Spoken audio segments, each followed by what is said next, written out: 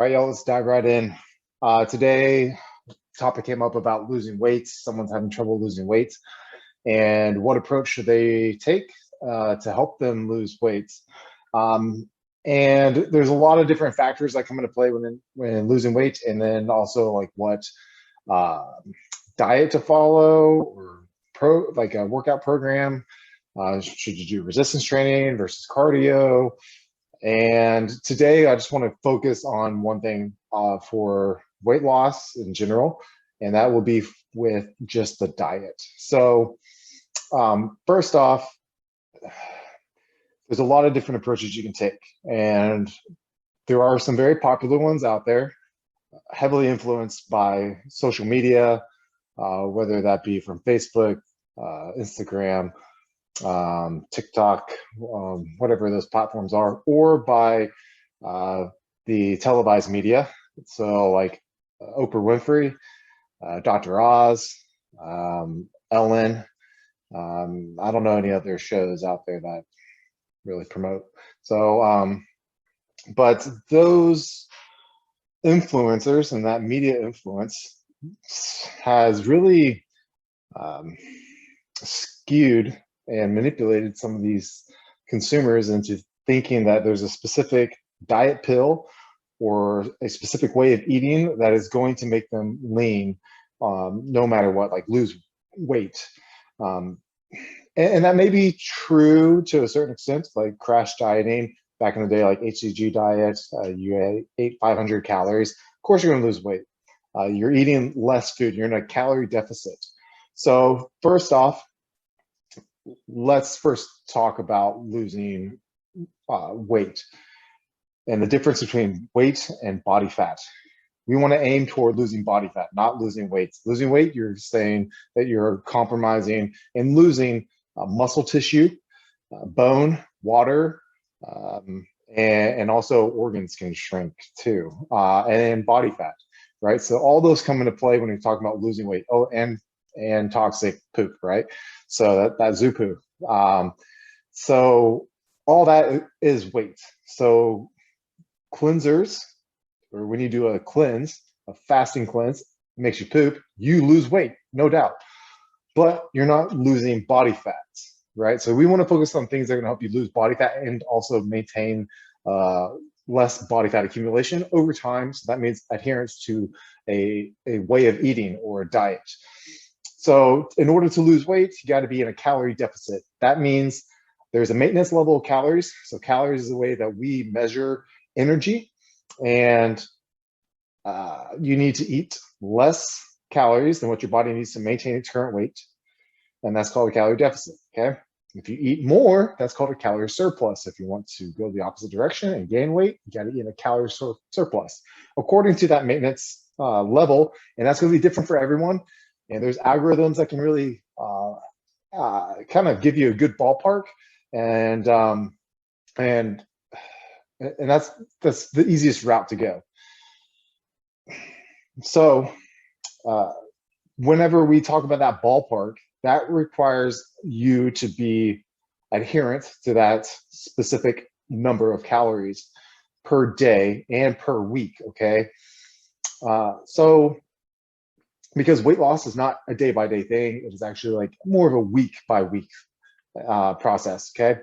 Because you can, out of the 7 days, out of the week, or out of 10 days, you can do great for 9/10 of them, but maybe that last day or the last meal, you might be binging, and then that can throw your calories out of whack, okay? So the fact that you were doing good the other, let's say out of a week, okay? So you're doing good 6 days out of the week, but then the last day you binge, and so now you increase your calories. And so that actually, over a week's period of time, your calories have all increased, even though they started off lower, but then they spiked up. So now that brings the average up, okay? So fat accumulation doesn't just happen overnight. It takes a few days for it to actually develop, okay? So when we do find out that calorie maintenance number through an equation that asks you about your activity levels, height, weight, sex, I think that's pretty much it. You have to adhere to that for like a week to 2 weeks. And if you're gaining weight, that's too many calories, then the algorithm was wrong, or you lied in one of your answers. So we adjust it, and we usually drop 300 calories is enough. So drop to 300 calories and see if your weight maintains for another week or 2 weeks. If it does, okay, cool. Now let's drop another 300. And so now we're in a 300 calorie deficit every single day. And so you accumulate that. So so that's 2,100 calories, okay, throughout the entire week that we're in a deficit. So we will lose weight gradually, usually like a half a pound to a pound per week is good if you're an obese, overweight person, okay? That's gonna be healthy. That's gonna be something that you can maintain. The first couple of weeks being in maintenance, it might be a little bit, you might lose a little bit more because your diet may be different, like either a low carb diet or a ketogenic diet. You might lose water, so that'll help the number on the scale drop, but that doesn't really result in losing body fat. That just might be the water that you're not holding on to. So I believe that the best way to, or the preferred way, because there's no best, but the preferred way to go about this is to eat foods that you are tolerant to, first off, okay? So we're not eating according to some diet plan. We're eating according to foods that you're tolerant to. So things that make you feel good. If you eat broccoli, it makes you feel bloated, maybe eat less broccoli or don't even eat broccoli, okay? If it doesn't make you feel good, it doesn't give you the energy, let's just get rid of that food. It's almost like a food elimination diet is what I like to do, because then we find out what foods do you absorb well, help your gut microbiome, and help digestion. And then that can lead to you increasing the amount of nutrients that you're absorbing, and then that gives you better energy, more movement, less brain fog. So more movement, more calorie expenditure. So you're using more calories to move around, cook, to be in the yard or play with the kids. And then also you're thinking more clearly, maybe reading more, talking more to people. All those things, it uses glucose or glycogen in the brain. So you can use more calories, right? So all those things help you increase physical activity level. Okay, that might even increase like what they call a NEAT expenditure. So it's like non-exercise, so kind of like fidgeting, kind of like what I'm doing. I'm moving my hands. All those will help you burn more calories in the long run. Okay, so that's primarily what I think that a diet or a lifestyle should be based off of, is foods that you are tolerant to. Okay, as far as what type of diets should I follow? Keto's awesome. My friend lost 30 pounds on it, so it's going to work for me. I know it is. Or low carb, or vegan. Vegan shows to be the best out there for building muscle, losing body fat, decreasing carcinogens because you're not eating red meats. Okay. Again, it comes back to whatever you're tolerant to. Okay. And where you can get the most nutrients from. Okay. So we can go into diets, like specific diets, and I can talk about the pros and the cons, and you can kind of base your diet on that. So you don't have to go fully one way. You can have it a base, like a meat-based diet, and then put in foods that agree with you, or you can be plant-based and then put in foods that agree with you. Okay. So here's the thing that I want to go over, is where some people get things wrong or mixed up. First, you're relying upon a pill to make you lose weight. And second, you either count calories or you are a if it fits your macros person. I think they're both. You can't do one or the other. You do both, okay? So the calories in, calories out people, yeah, you got to be in a calorie deficit, like I said, to lose body weight.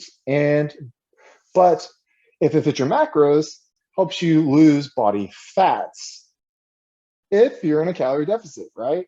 So that's, or calorie maintenance while increasing energy expenditure and exercising with resistance training to build muscle, because usually IIFYM. So if it fits your macros, you will watch your fats, your carbohydrates, and your protein. Okay, those are your macronutrients. Water's in there too, but that doesn't really matter.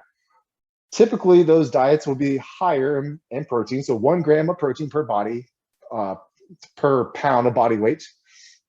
Or some people will say per lean body mass. Okay, let's just say body weight, because you don't have to go and get a DEXA scan to figure out what your lean body mass is. Okay, so I like to say anywhere between 0.7 to 1 gram of protein per pound of body weight. And then if it fits your macros, people will say, okay, well, I still like donuts. And so I'll make sure that I have enough room in my macronutrients to fit a donut within those calories. So within those macronutrients, so I have to hit 50 fat, 300 carb, and 200 protein, okay? And they will adjust foods to fit in their diets. And while that's good for being aware of what you're eating and maybe helping you get your protein in, it's a calorie is not a calorie, okay? There's a different way that your body feels and a different way that your body uses carbs from a cereal or from a Ritz cracker or a donut versus carbs coming from a white rice or brown rice or baked potato, sweet potato. So a calorie is not a calorie. It's going to burn differently. And you know this through anecdotal evidence, okay? We can have trial studies. Typically, that's what's used to have a couple groups of people, and you can give them specific items to help them lose weight, right? And so we record that data. So we have like field research data, we have meta-analysis, which is kind of bullcrap. But then we also have our own studies that we would have with groups of people, right? And we would monitor that, and that's how we can see results based on whatever we're trying to test or prove or support in science. So really, science is more supporting, not you're going into it trying to disprove something, and then you find out whatever it's supporting. Okay. If you're going in the opposite way, if you're going in to prove something, I would stay away from that study, because they're probably trying to get a grant from a government or university to get more money to fund for something, and then they can have like a public trading, and then they get more money from government and from hedge funds. And so I mean, it gets murky because now politics and finances come in whenever you start looking into trying to prove things rather than try to disprove things or try to find supportive evidence that's going to help people. So let's go ahead and like share my screen. Let's go, and I'm going to go ahead and pop up a few different tabs on here. This is my Instagram. Okay. Yes, I popped this up on purpose. Okay. So okay, I'm not fat, right? So yeah, he should know what he's talking about. He's got a 6-pack, 8-pack, whatever I have, right? You see my diet. You see what agrees with me. I took away eggs. Now I implemented eggs back in, but I'm doing whole, like, or cage-free, free-range eggs is what I'm doing now. I'm adding some foods back in. I have specific supplements that I want in my diet that fills nutritional gaps that I may be lacking. I'm enjoying fast food. You see right there. So that's Panda Express. I got liquid calories, carbohydrates from orange juice, right? And so there's a lot of pizza, things like that. Okay. I think that's homemade pizza though. Anyways, oh yeah, and then eggnog right there, cool. Grilled cheese, cool. So I do a diet that adds and takes away foods. So to find out what I'm tolerant to, what I like, and what I dislike, okay? Well, what I want to show you, not that guy, although that's a good supplement line, is where you guys, you got girls, y'all, where y'all get your information from. This is Oprah Winfrey, right? So this is Oprah. She is known for losing weight and gaining weight quite a bit. So she yo-yo diets a lot. Is that healthy? Probably not. I don't think that is. I don't think we know the long-term ramifications of that, of losing weight, gaining weight, losing weight, gaining weight, especially body fat. She gets quite hefty. And she promotes all these things. This is about the Ali. It's like a carb or a fat blocker, right? Oral stats. Okay. So they claim that, let's see, it's about fat. They're just trying to like block fat, really. But they're claiming that eating too much fat will produce undesirable side effects, says James W. Anderson, MD, professor of medicine and clinical nutrition. He's an MD from the University of Kentucky. Sad, right?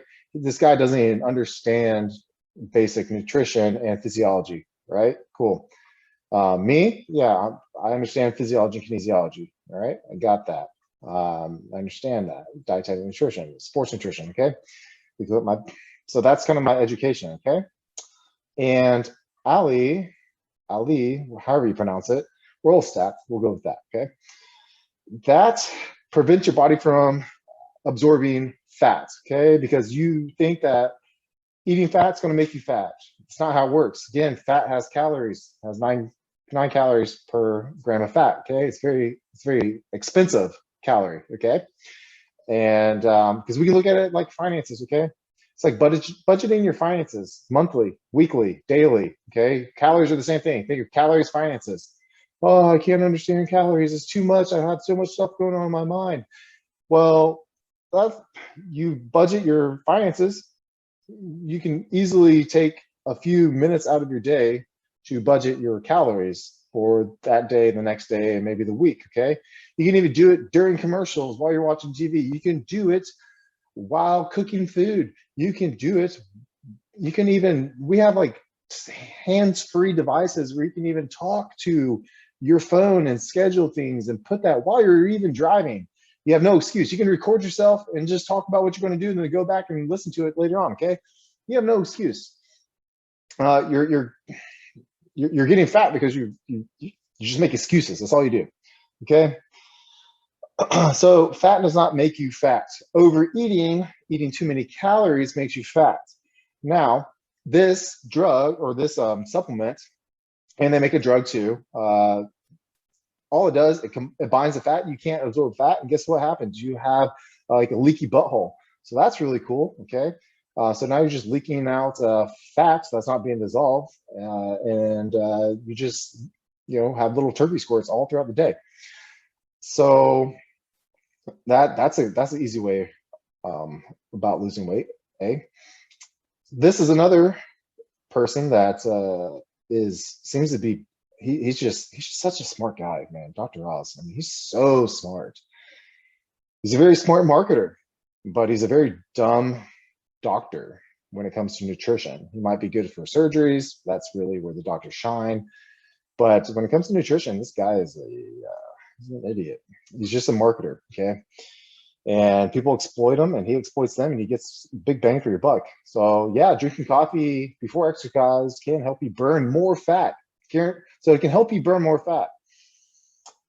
Exercise, you may burn fat if you deplete your glycogen stores and or your macronutrients are set up to help you recomp your body, so help with a body recomposition. So if your food choices are giving you good whole food calories, and you exercise strenuously, build muscle, use stored glucose, which is glycogen from your liver and your muscles, yeah, you can lose body fat over time. That's what we want.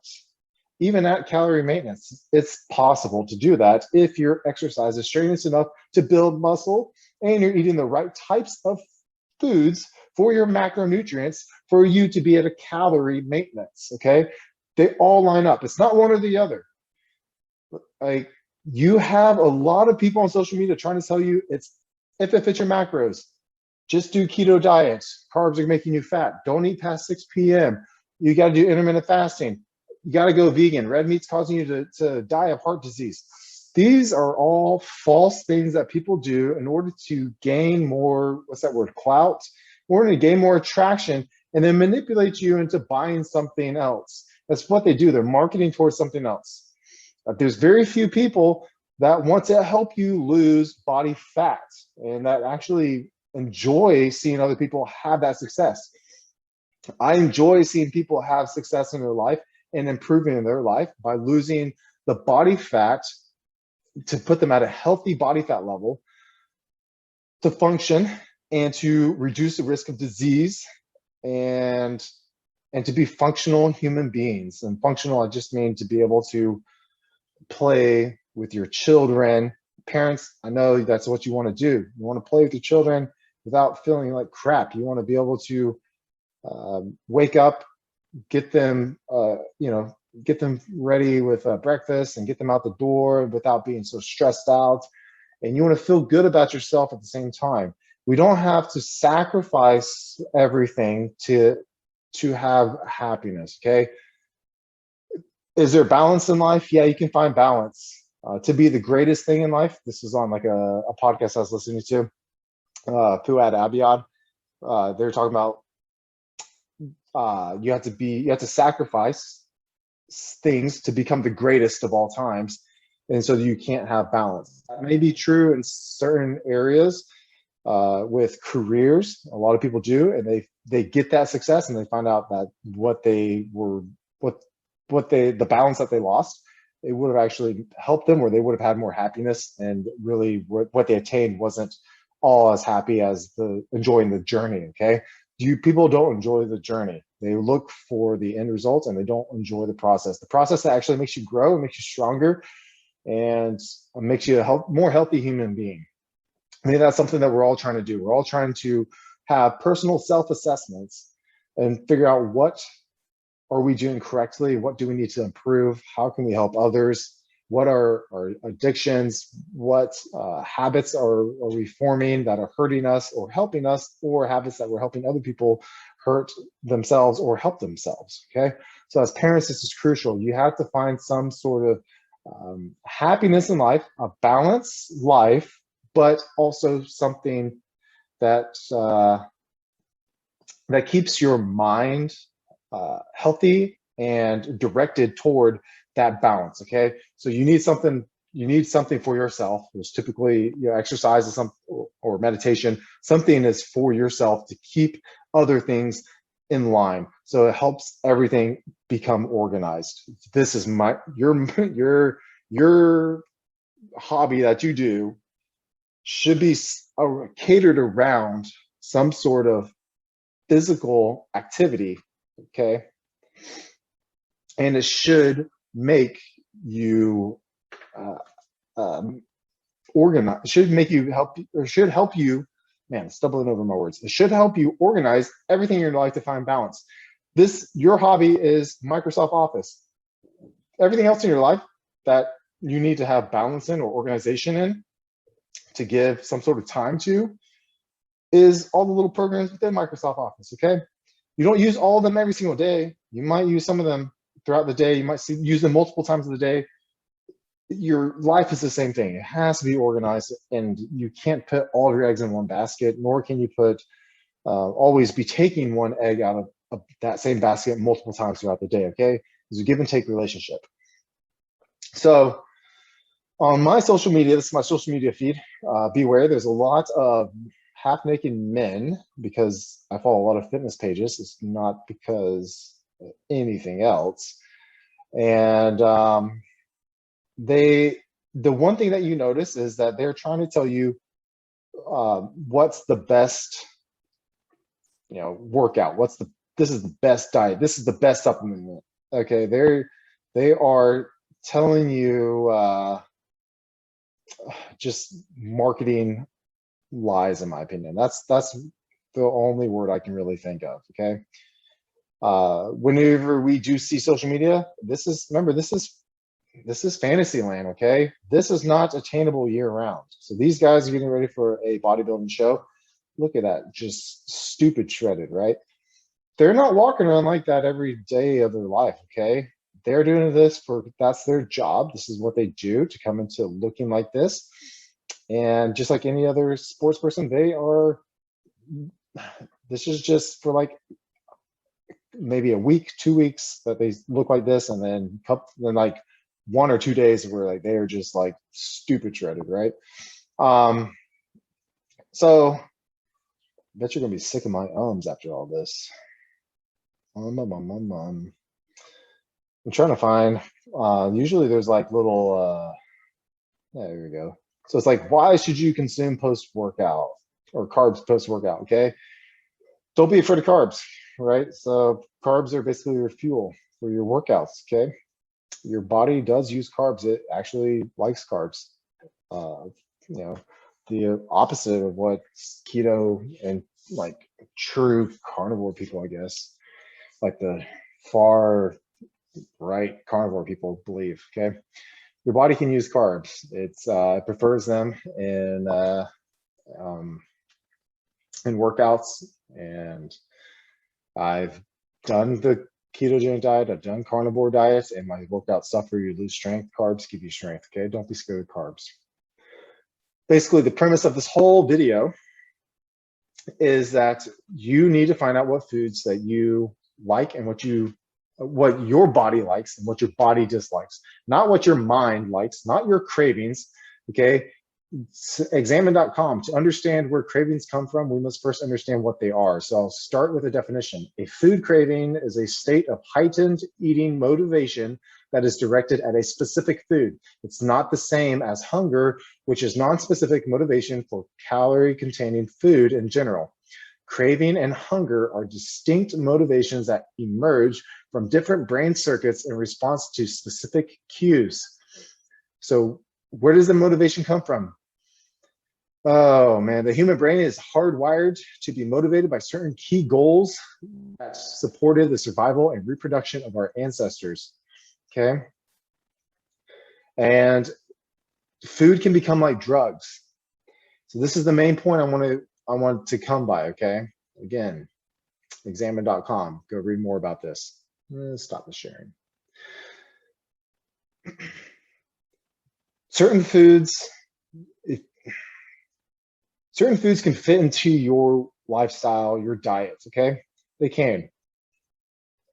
And if you follow, if it fits your macros, so IIFYM, if you follow that, and they say, you know, you can enjoy your donuts and still lose weight. Yeah, you can lose weight. Can you lose body fat? That's dependent on a lot of other factors.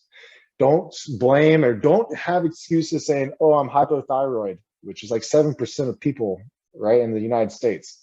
Are you really that 7% that have that some sort of disease or disorder or tumor there? And there's drugs too for it. So if you are hypothyroid, then go get some Synthroid or T3, right?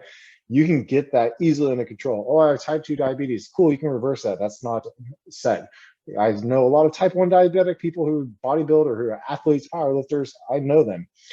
Oh, I only have one leg. There's people with missing their legs and they have a wheelchair division in fitness events, right? There's so many different excuses. I have a job, you know, I have children. So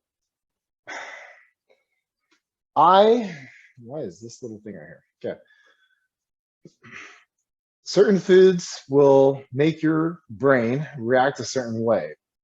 You need to figure out what's cueing those cravings for specific foods. It might be childhood, it might be depression, it might be, this is the food that my mom gave me whenever my mom and my dad were yelling, and this is what made me happy, and so it continues to make me happy.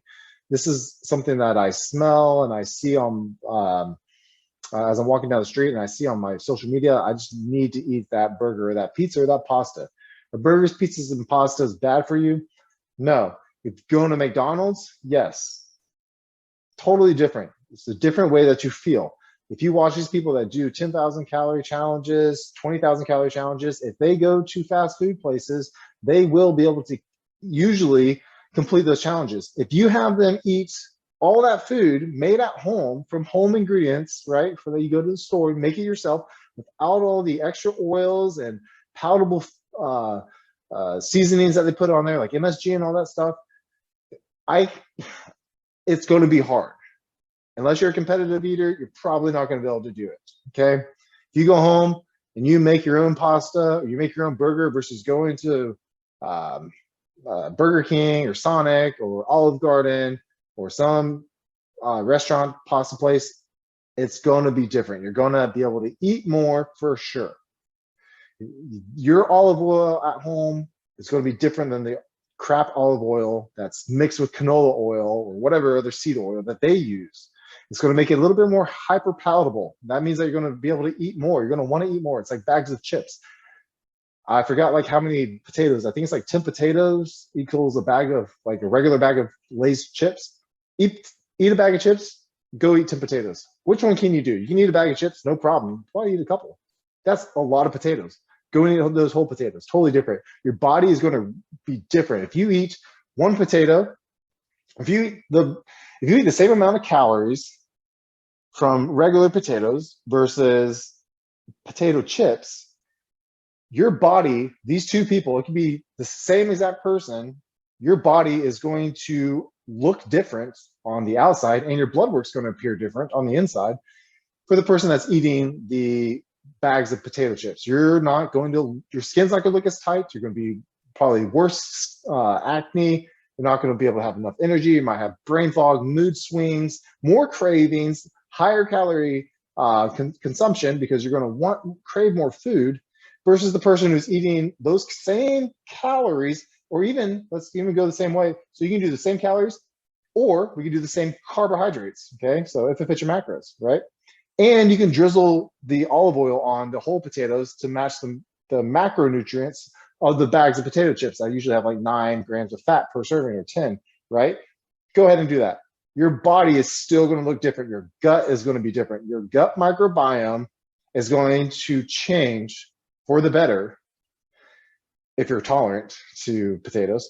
It's going to change for the better versus the bags of potato chips. There's a lot of other chemicals that are involved in there. So if you're someone who's like, you're freaking out about freaking COVID or whatever other like plastics and xenoestrogens, and you're eating potato chips, or you're eating things that are in bags that are lined, it doesn't matter if it's made with avocado oil or whatever, you don't know that that's like pure avocado oil that's mixed in there. Like you have no idea. And I doubt the company even knows who's making it. Only the manufacturer knows what junk they're dumping in there. And they might even cut corners on that. So they might buy something that says that, but whoever they're getting it from, their supplier, might be cutting corners, might be halving the oils, increase their profit margin, right? Because it might even be not even America where they're getting it from. It might be South America, China, Europe, or wherever they're getting it from, right? Or Middle East, wherever they're getting their supplies from. You have no idea. This game, this food market game, these companies are, it's a rat race. It is trying to make the most money. They're trying to increase their profit margins and also be able to meet demands and then be able to create more hyperpalatable foods. Because the more hyperpalatable foods, the more consumption, the more buying. And then the government goes in, they're like, yeah, let's just give them like government food stamps and WIC, and they can cover, those food stamps, they can buy whatever potato chips or whatever, okay? That's another story. And then those government people that are saying, okay, let's go ahead and make that reality, they're invested in those companies. It's a rat race, right? Anyways, down the rabbit hole that we just went, it's not calories in versus calories out. It's not if it fits your macros. It's not keto. It's not vegan. It's not Mediterranean diet. It's not Ali pills. It's not what's on Dr. Oz. It's not that. It is staying physically active, calories in, calories out, while setting up your macronutrients to meet the need for your body recomposition. We want as much lean muscle on you as possible, best digestion rate as possible, the healthiest gut microbiome, and to make you feel good. That's what it's about. It's not going to be expensive. It's not going to break your bank, and it's going to be easy for you to do. Any other questions, just leave it down below. Like, subscribe, share with your friends. If you have different opinions, opposing opinions, go ahead and let me know. I don't care. I'll answer them, and I'll do a response video for any of those who wish for me to respond to them, or I'll privately message you. But there will be more to come on this individual specific, like diets and other supplements that I'll review. Okay. All right, y'all. Later.